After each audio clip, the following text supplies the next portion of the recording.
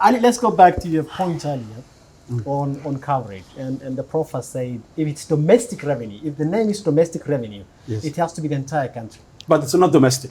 It's not domestic, he said, it's Mogadishu revenue. Yes. I can't disagree with that in a sense that even the sales tax, 5% sales tax on digital transactions covers only South Central Somalia, like you've said. Yes.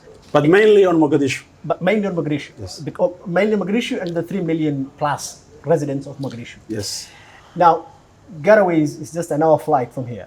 Yes. Puntland administration had severed ties with the central government. So it's right to assume that this one does not and will not probably apply in Garowe. Yes. Forget Somaliland entirely. It's forget about the other areas in South Central that are governed by Al-Shabaab. So mostly, When you say South Central, who Yes. can guarantee that it's be applicable in Afgoya Balad? How you can guarantee? but the government They controls are those belonging areas. to another state. They can change. They can reject.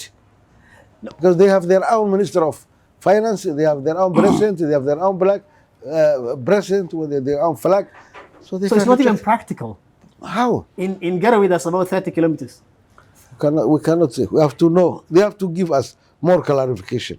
I agree with you. Ali, The come. minister is, technically, he's dreaming. Yes. And good dream is okay, Yeah. but this has nothing to do with practicality on the ground, Yes. as the professor mentions. So it's unfair Yeah. just to tax Yes. And put more burden on the residents of the capital. on a limited area, Yeah. while the other areas enjoying tax-free life. But let's So talk this is about unfair. let's talk about licensing though. And I want to put a disclaimer here. Yeah. No one opposes the tax. Which kind of tax that we impose on the, because any government or any country cannot survive without tax. No, people will oppose tax if it's not legal. Yes, if it's illegal. Yes. and before it becomes illegal, I think all the other factors, including the ones that the Prof has mentioned, has to be put in place. But here's my argument. Listen.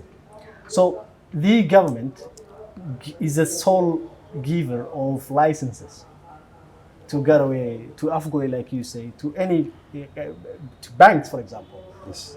So essentially, these areas in which we're saying that tax cannot be implemented, Banks will implement that's the thing. forcibly. But why not? What is stopping the government? If that to happen, they have to use wisely. Okay. Without mentioning 5% or 1%. Yeah.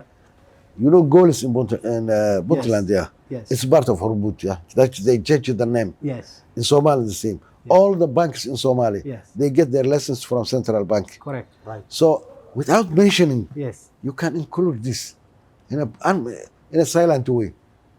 And there's so many tricks and illusions in economy But that's what I'm that saying. the people will pay more without knowing. Yes. Even that policy, they are not illusional policy. So I'm They are saying not if the applying that government even. can use licensing, for example, as a tool to implement the domestic taxation across the country, Without mentioning, yeah.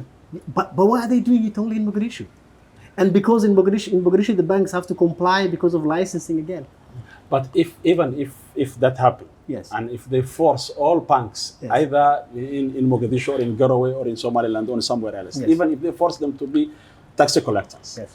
the amount of tax they will collect is very few according to the other business circulation. So the entire population, about 90%, will be untaxed also. So how we can solve this technically and practically?